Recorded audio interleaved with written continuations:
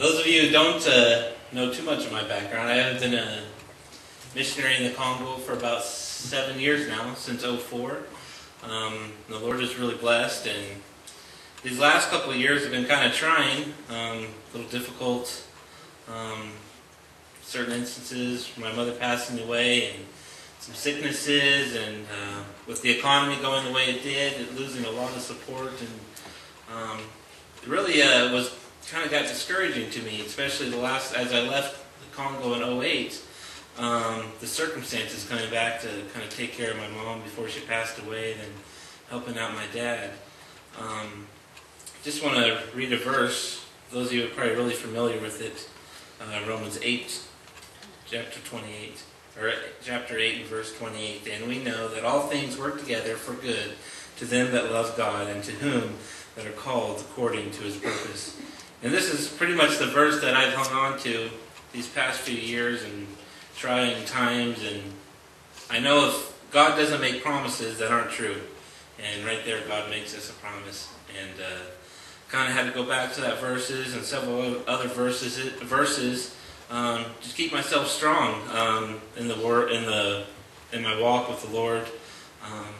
You got to dig your roots deep when you go through hard times, and that's kind of what these past few years has been about with me, is just getting stronger in the Lord, stronger in the calling that the Lord has given me in the Congo, organizing things in my head first, and so on.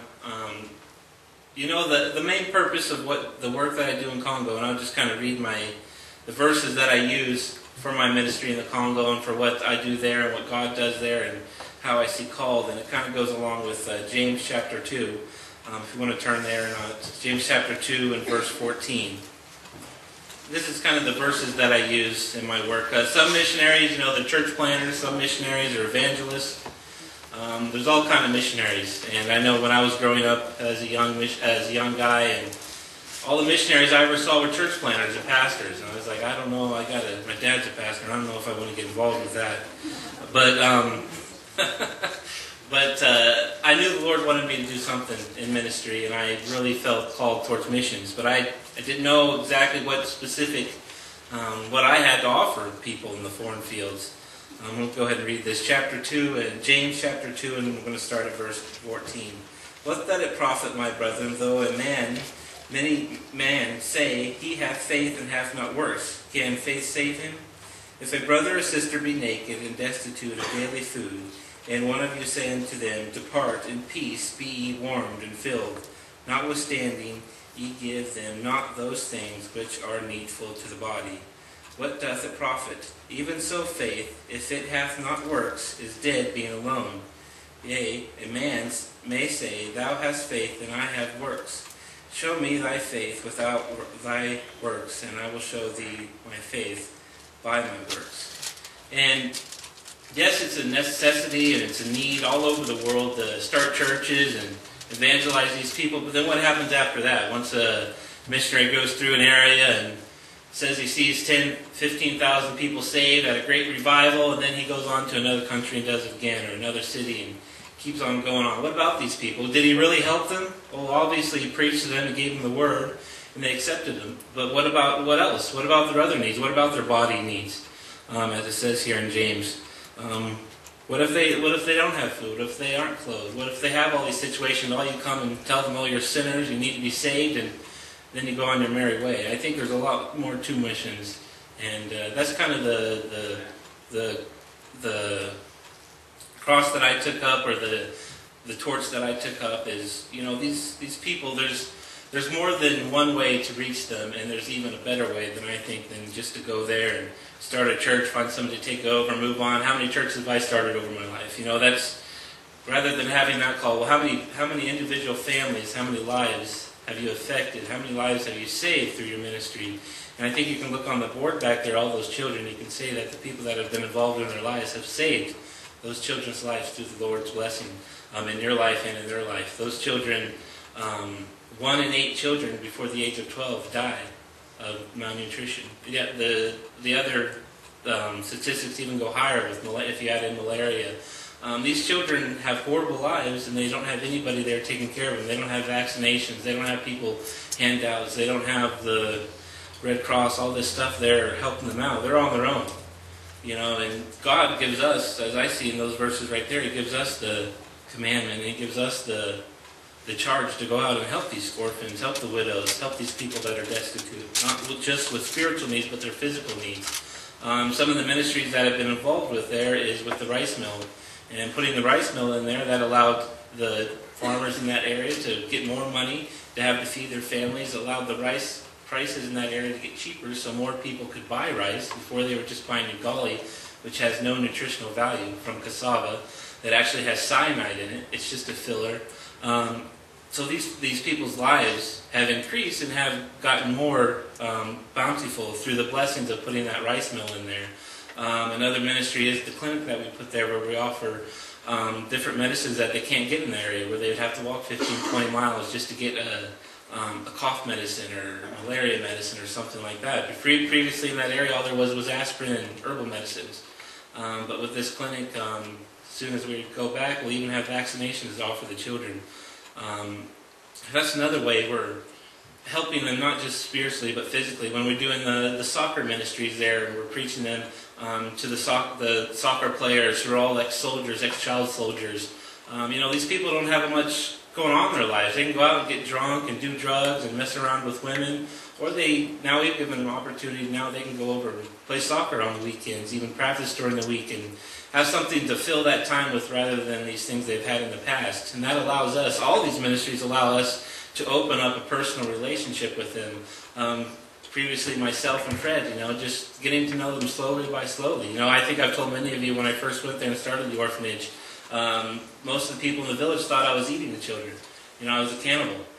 Some of the first trips that took into the jungle to meet some of the orphanage children, I was captured by the rebels, and thought that they thought I was there stealing their gold.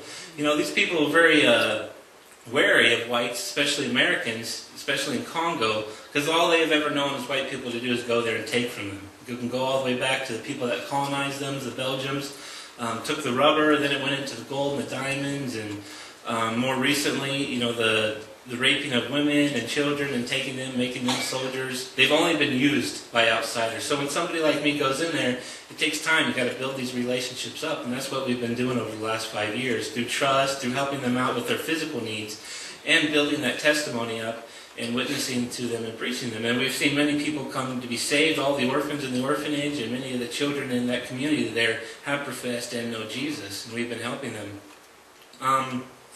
But coming back, helping with my mom and taking care of that situation, the Lord, or myself I should say, was really going through some hard times.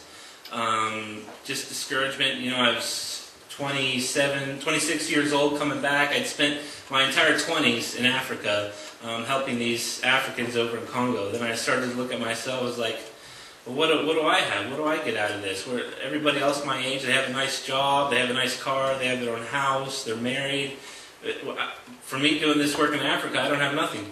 I've been left without anything for myself, and that kind of played on my mind. It's like, well, maybe it's time for me to do something for myself, or maybe, I've done my part now. Somebody else can go over there and do something. And these things really weighed on my head, even in Congo or even in Africa while I'm there. It's so much isolation. You realize that I am the only white person there. There's no other missionaries. There's nobody else for me to fellowship with. Nobody else speaks English except for Fred. And the only reason he knows English is because I gave him the money to learn it before I went over there. So even the first year working with Fred, he barely even knew English. So it's very isolated, it can be very hard mentally, and the devil finds every way he can to attack you. So I went through those attacks, and after taking care of my mother and helping my dad out during that time, and during that time also, I lost a lot of my support, almost so much so that I couldn't really even operate. I was barely sending $200 or $300 over there to feed the orphans, and they sacrificed and suffered as a result of that. Certain people saying that they're going to support orphans, and then they get tired of it and stop. Well, that orphan's still there. He still needs to eat. Somebody's got to pay that bill. So that money comes from somewhere else, and eventually got to the point where I needed to get a job. When I was in Oregon over there trying to find support, trying to find money, I just had to get a job just to be able to feed these children so they wouldn't starve. Then through the trials, the Congo soldiers started a new war.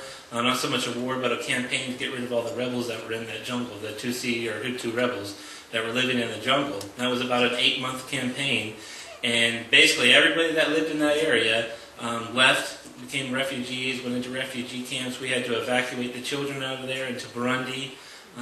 We had to take the rice machine and go hide that in the city, and take all the medical supplies and stuff that we had there. We had to bury that, and it was a really hard time. The children lost everything they had, all their toys that we'd sent over there for them, all their books that they had, everything they had. Now this is the second time they lost everything they've had. We took them to Burundi, and they stayed there 8 months, which was really expensive, and it took even more money than it would have just them living there. And I remember had even less money coming in. So we went through a lot of trials. Fred himself and his family went through a lot of mental issues, dealing with what's going on here. Even the orphans themselves were writing me letters. What happened to my sponsor? What happened? Did they forget about me? I'm still here.